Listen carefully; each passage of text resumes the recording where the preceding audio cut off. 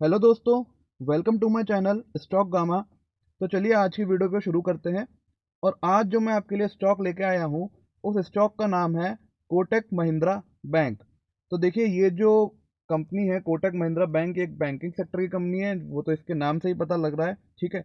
और ये जो कंपनी है ये निफ्टी 50 का पार्ट भी है। ठीक है। और बैंक निफ्टी का पार्ट भी है। ठीक है, बैंक निफ्टी का ये भी एक पार्ट है। तो मतलब ये जो कंपनी है, ये जो बैंक है, ये बहुत बड़ा बैंक है, छोटा मोटा बैंक नहीं है। ठीक है, अब हम इसके प्राइस की एक बार बात कर लेते हैं। तो कोटक महिंद्रा बैंक का जो आज प्राइस चल रहा है वो है 1750। ठीक है ना। और अगर आप इसका 52 वीक हाई देखेंगे तो वो आपको पता चलेगा वो है 2049। ठीक है। तो अगर हम देखते हैं कि भाई अभी ये अपने पीक से ये कोटक महिंद्रा बैंक कितना डाउन है, तो हमें ये पता लगेगा कि कोटक महिंद्रा बैंक इस समय लगभग 14% अपने पीक से नीचे चल रहा है। इसका मतलब ये है कि भाई जो इसने पीक बनाया था अब से कुछ टाइम पहले, उससे 14% नीचे चल रहा है। आप कई बार सोचते होंगे कि मैं इस तरह की ये सबसे पहले ये बात क्यों बताता हूँ आपको कि भाई ये शेयर कितना पीक से नीचे चल रहा है। क्योंकि देखिए, आप ये जानते हैं कि इस समय क्या हो रहा है कि मार्केट ऊपर पे ऊपर जाता जा रहा है। रोज मार्केट बढ़ता है और अब तो वो ऑल टाइम हाई के बहुत करीब पहुंच चुका है। तो ऐसे में क्या है, अगर आप निफ्टी 50 के कोई स्टॉक, ज़्यादातर स्टॉक आप देखेंगे ना, तो आपको वो सस्ते नहीं मिलेंगे, आपको वो अपने ऑल टाइम हाई के करीब मिलेंगे। तो अगर इस टाइम पे हमें कोई स्टॉक 10%, 15%, 20% अगर हमें लो पे मिल रहा है, तो हमें उसके ऊपर एक बार ध्यान जरूर देना चाहिए। ठीक है। तो अब हम आगे चलते हैं और इसके कुछ और डिटेल्स हम देखते हैं। तो दोस्तों, ये मैंने खोल दिया है कोटक महिंद्रा बैंक का 6 मंथ्स का चार्ट। ठीक है। अगर आप 6 मंथ्स के चार्ट में देखेंगे तो आपको पता चलेगा कि 16 फरवरी 2021 को इसने जो क्लोजिंग ली थी वो थी 2019 की। ठीक है। मतलब 2019 इसका प्राइस था क्लोजिंग का 16 फरवरी 2021 को। ठीक है। उस 16 फरवरी 2021 के बाद से ये लगातार गिरता चला गया है यहाँ तक। ये शायद अप्रैल का मिड रहा होगा। और यहाँ पर आने के बाद से ये रेंज बाउंड चल रहा है। अब ये रेंज बाउंड चल रहा है पिछले 1 महीने से, आप कह सकते हैं ये लगातार रेंज बाउंड चल रहा है, ये गिर नहीं रहा है।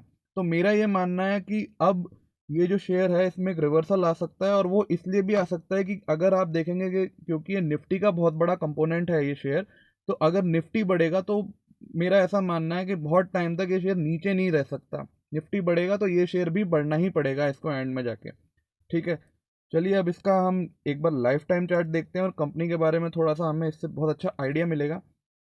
ठीक है। तो ये मैंने क्या है कोटक महिंद्रा बैंक का लाइफ टाइम चार्ट खोल दिया है। अगर आप लाइफ टाइम चार्ट देखेंगे ना इसका, तो आपको क्या दिखेगा कि भैया 6 जुलाई 2001 को शायद ये लिस्ट हुआ होगा एनएसई के ऊपर, क्योंकि गूगल इसका इसी डेट से डेटा दिखाता है। ठीक है ना। तो 6 जुलाई 2001 को इस शेयर का प्राइस था 2.4 रुपीज़। ठीक है ना। 2.4 रुपीज़ का ये शेयर था 6 जुलाई 2001 को। उसके बाद से ये शेयर लगातार बढ़ता चला जा रहा है, साल दर साल बढ़ता चला जा रहा है। और आज ये शेयर है 1754 रुपये का। तो आप देखिए कि कितनी ज़बरदस्त ग्रोथ है। अगर आप इस ग्रोथ को कैलकुलेट करेंगे ना, तो आपको पता चलेगा कि ये शेयर 20 साल में 730 गुना हो चुका है। समझ रहे हैं आप? अगर आपने इसमें 20 साल पहले पैसा लगाया होता तो आज आपका वो पैसा 730 गुना हो गया होता। सोच सकते हैं आप इतनी ग्रोथ। और अगर आप इसे परसेंटेज में कैलकुलेट करेंगे ना, तो आपको पता चलेगा कि भाई इसने, इसकी जो ग्रोथ है वो है 73,000%। 73,000% किसे कहते हैं आप? बड़ा सिंपल सा मैथमेटिक्स है। 730 गुना हुआ है तो इंटू 100 कर दो तो परसेंटेज आ जाएगा। तो 73,000% ये शेयर बढ़ चुका है पिछले 20 साल में। मतलब ये स्टॉक कितना ज़बरदस्त परफॉर्म करता है। अब आप देख सकते हैं कि भाई जो शेयर है वो कितना फंडामेंटली स्ट्रांग होगा कि भाई इतनी ज़बरदस्त ग्रोथ ये शेयर दे रहा है। ठीक है। अब हम आगे चलते हैं और इसकी डिटेल्स देखते हैं। तो यहाँ पे मैंने इस कंपनी का ओवरव्यू खोल लिया है। ठीक है ना। अब ओवरव्यू में अगर हम देखेंगे कि भाई इस कंपनी का जो पी रेशियो है अभी वो चल रहा है 34.74। ठीक है ना। जबकि सेक्टर का पी जो है वो है 29.52। मतलब सेक्टर का पी मतलब बैंकिंग सेक्टर का पी जो चल रहा है वो 29.52। तो यहाँ से ऐसा जरूर लगता है थोड़ा सा कि ये जो शेयर है ये थोड़ा महंगा है इस समय। ठीक है। क्योंकि अगर आप सेक्टर के पी से ज़्यादा पे आपका पी है, इसका मतलब आपका शेयर कहीं ना कहीं थोड़ा सा महंगा है। लेकिन फिर भी ये बहुत ज़्यादा डिफरेंस नहीं है, थोड़ा बहुत ऊपर नीचे ही है। तो मैं इसको बहुत ज़्यादा कंसिडरेशन में अभी नहीं लूँगा। अगर आप इस कंपनी का मार्केट कैप देखेंगे तो आपको पता लगेगा इसका मार्केट कैप है 3,47,017 करोड़। इतना ज़बरदस्त इसका मार्केट कैप है, तो मतलब ये एक बहुत बड़ा लार्ज कैप बैंक है, ठीक है ना। और वो तो वैसे भी आप जानते ही हैं निफ्टी 50 का बैंक है, तो बड़ा होना ही है इसको। ठीक है, अब हम आगे चलते हैं। अब ये दोस्तों मैंने इसका खोल दिया है क्वार्टरली इनकम स्टेटमेंट। देखिए, हमारे लिए इनकम स्टेटमेंट जानना इसलिए ज़रूरी होता है क्योंकि हमें हमेशा ये पता होना चाहिए कि हम जिस कंपनी को ख़रीदने की सोच रहे हैं या ख़रीदने वाले हैं वो एक्चुअली में परफॉर्म कैसा कर रही है, ठीक है ना। तो अगर आप देखेंगे कि जो बैंकिंग सेक्टर की जो कंपनी होती हैं उनकी जो बेसिक अर्निंग होती है वो होती है इंटरेस्ट अर्न से। इंटरेस्ट अर्न से क्या मतलब है कि भाई जो बैंक होता है वो लोगों को लोन देता है, कंपनीज को लोन देता है, और जब उस लोन का रीपेमेंट होता है उस रीपेमेंट के अगेंस्ट में जो बैंक होता है उसको इंटरेस्ट भी मिलता है, और वो जो इंटरेस्ट होता है वो बैंक की मेजर कमाई होती है। तो हमारे लिए इसको देखना बहुत ज़रूरी है इंटरेस्ट अर्नड को। तो अगर हम इंटरेस्ट अर्नड को देखेंगे ना, तो मार्च 2020 में इसका जो इंटरेस्ट अर्न था वो था 8,434 करोड़, ठीक है ना। जून 2020 में इसका इंटरेस्ट अर्न था 8,421 करोड़, ठीक है। सितंबर 2020 में इसका इंटरेस्ट अर्न था 8,337 करोड़। फिर दिसंबर 2020 में इसका इंटरेस्ट अर्न था 8,280 करोड़। और मार्च 2021 में इसका इंटरेस्ट अर्न है 7,951 करोड़, ठीक है ना। तो अगर आप इसको इस ट्रेंड को आप देखेंगे ना तो आपको पता लगेगा कि भाई जो इंटरेस्ट अर्न है इस कंपनी का क्वार्टर बाय क्वार्टर वो थोड़ा कम होता चला जा रहा है। देखिए यहाँ पे 8,434, फिर 8,421, तो ये तो लगभग कांस्टेंट था। फिर यहाँ पे थोड़ा कम हो जाता है 8,337, फिर 300 के बाद 8,280, और अब तो 7,951 पे ही पहुँच गया है। तो इसलिए हमें ये देखने को मिल रहा है कि भाई जो इंटरेस्ट अर्निंग है इस कंपनी की वो लगातार कम हो रही है, ठीक है ना। अब हम बात करते हैं इसकी, भाई इसकी अदर इनकम की जो अर्निंग है उसका क्या हाल चल रहा है। अगर अदर इनकम की आप अर्निंग देखेंगे तो अदर इनकम में मार्च 2020 में इसकी जो अर्निंग थी अदर इनकम से वो थी 3,650 करोड़, ठीक है ना। फिर जून 2020 में 3,901 करोड़। फिर सितंबर 2020 में 5,254 करोड़। फिर दिसंबर 2020 में 6,554 करोड़। और मार्च 2021 में 8,224 करोड़।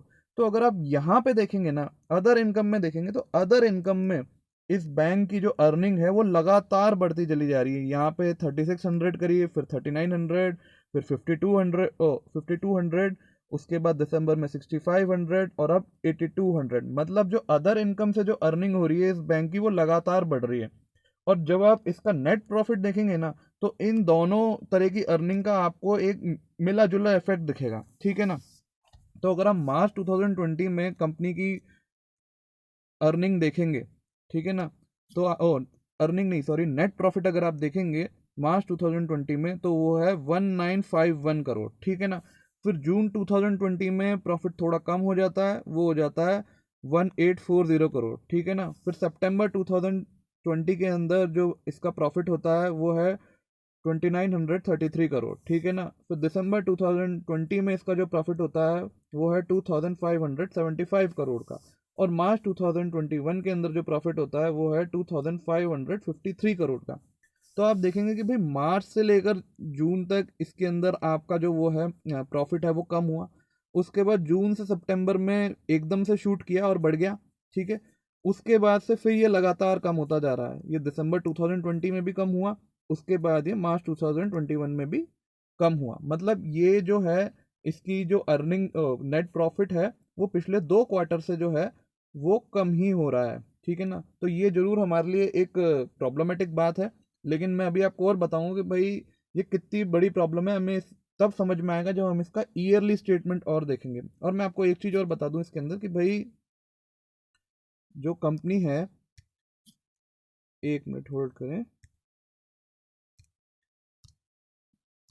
ठीक है। अब मैं आपको ये और बता दूं कि भाई जो कंपनी है इसने साल भर में अभी तक क्या प्रॉफिट जनरेट किया है। एक्चुअली ये डेटा जो है ये मैंने मनी कंट्रोल की वेबसाइट से निकाला है, और मनी कंट्रोल की वेबसाइट पे क्या है, अभी मार्च 2021 का जो ईयर हैंड है उसका जो डेटा है वो अवेलेबल नहीं था, तो मैंने खुद ने ही इसको कैलकुलेट कर लिया।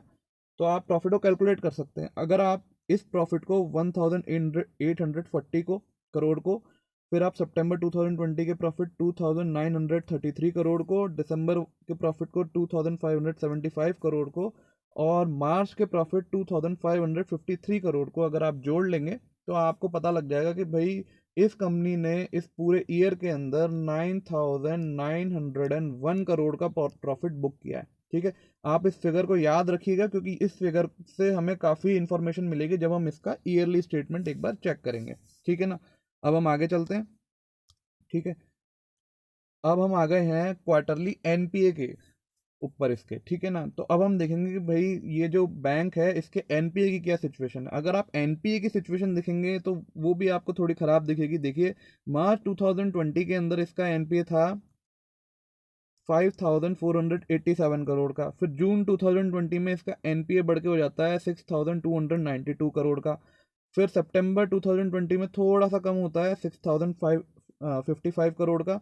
उसके बाद दिसंबर 2020 में फिर ये और थोड़ा कम होता है 5510 करोड़ का। और मार्च 2021 के अंदर ये काफ़ी ज़्यादा बढ़ जाता है और 8276 करोड़ का जो इसका ग्रॉस एनपीए है वो हो जाता है। तो अगर आप एनपीए की सिचुएशन देखेंगे तो उसमें भी आपको लगेगा कि भाई क्वार्टरली जो इसका एनपीए है वो एक प्रॉब्लमेटिक अभी फेज में चल रहा है और एनपीए बैंक का बढ़ रहा है। सेम आपको इसका जो नेट एनपीए वहाँ पे भी आपको यही नज़र आएगा। मार्च 2020 के अंदर 1744 का इसका एनपीए था, करोड़ का एनपीए था। ठीक है, जून 2020 में 2065 का करोड़ का एनपीए था।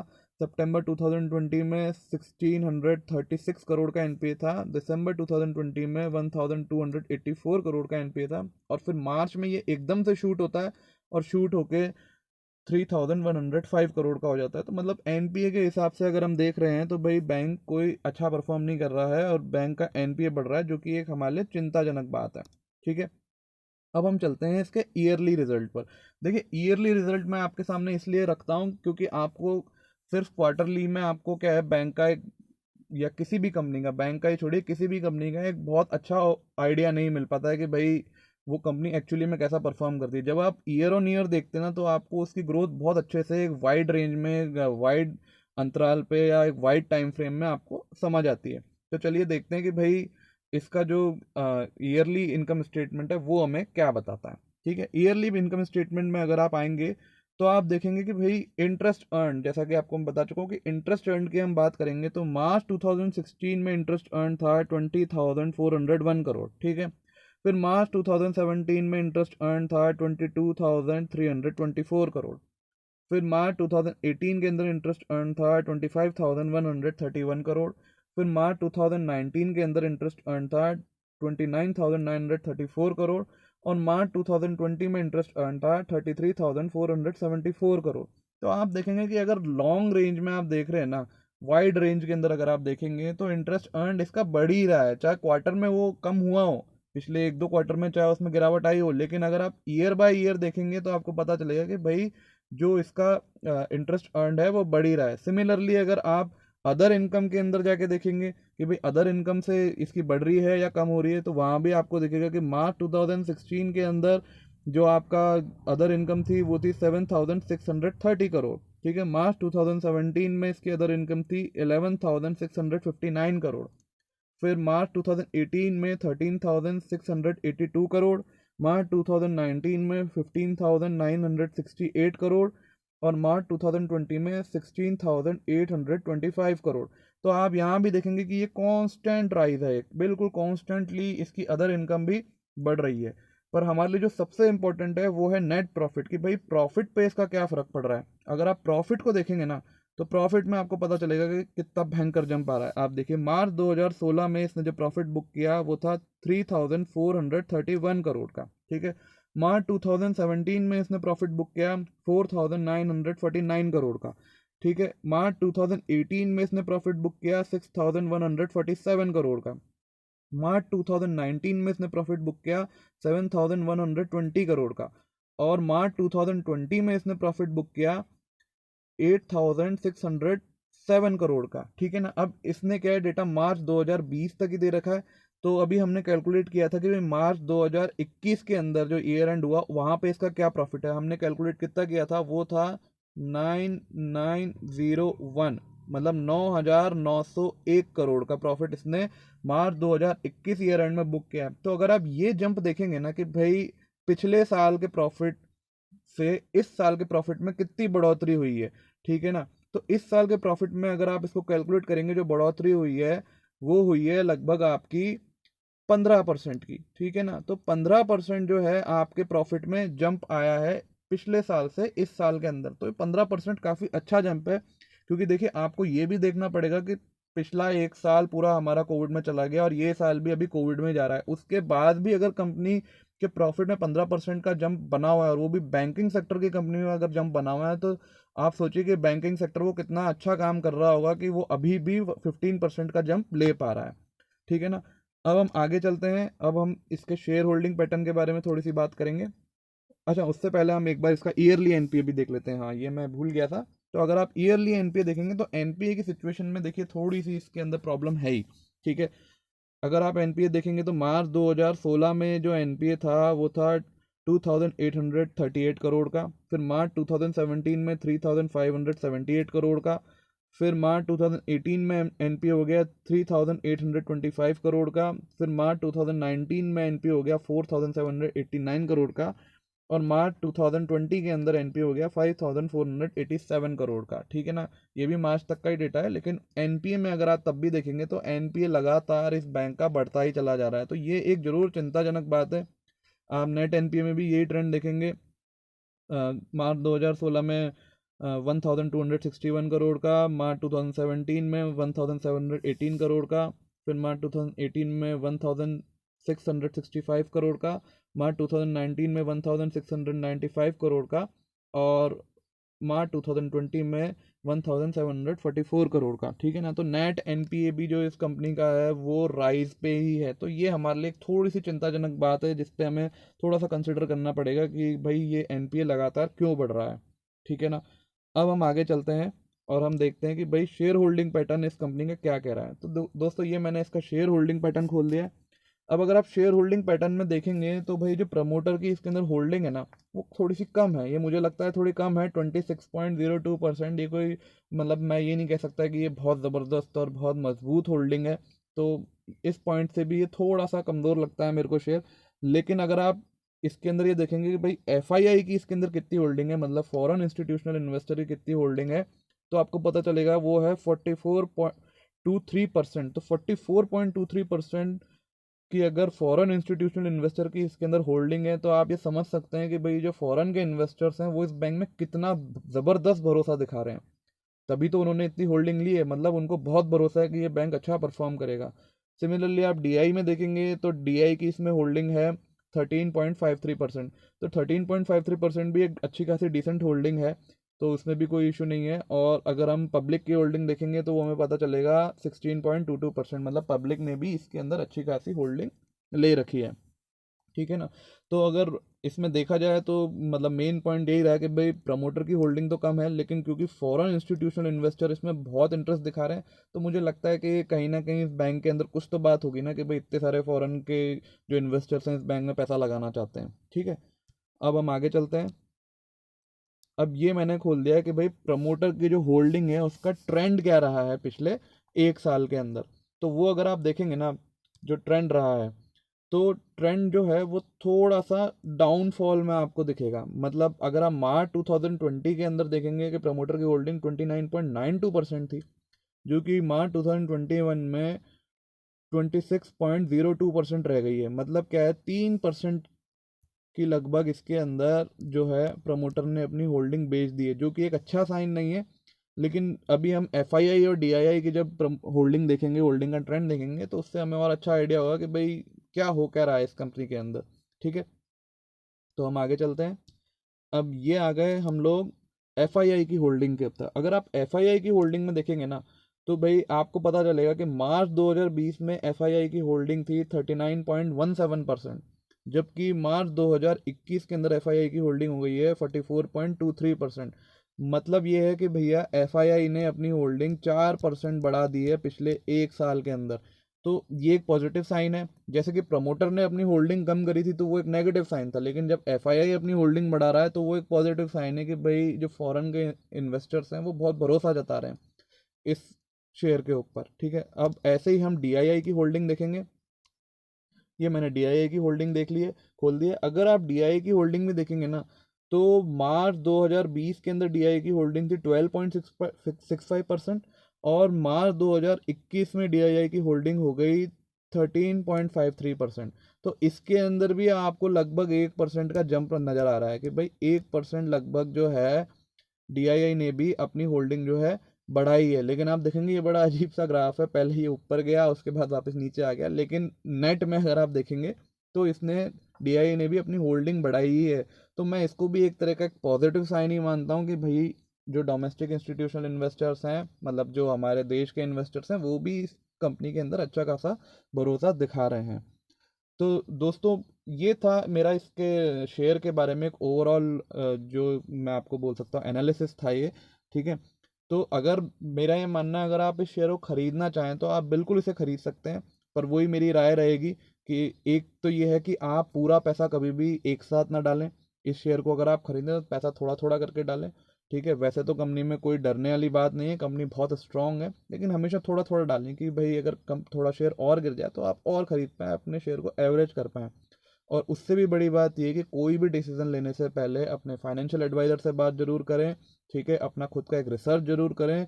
बिना रिसर्च के, बिना अपने फाइनेंशियल एडवाइज़र के कोई भी अगर आप रिस्क लेते हैं तो वो एक मैं सही डिसीजन नहीं मानता। आपको हमेशा कम से कम खुद एक रिसर्च ज़रूर करना चाहिए। ठीक है ना। तो दोस्तों ये था मेरा वीडियो कोटक महिंद्रा बैंक के बारे में। अगर आपको ये वीडियो अच्छा लगा हो तो इसे लाइक और शेयर जरूर करें और मेरे चैनल को सब्सक्राइब करें। Thank you.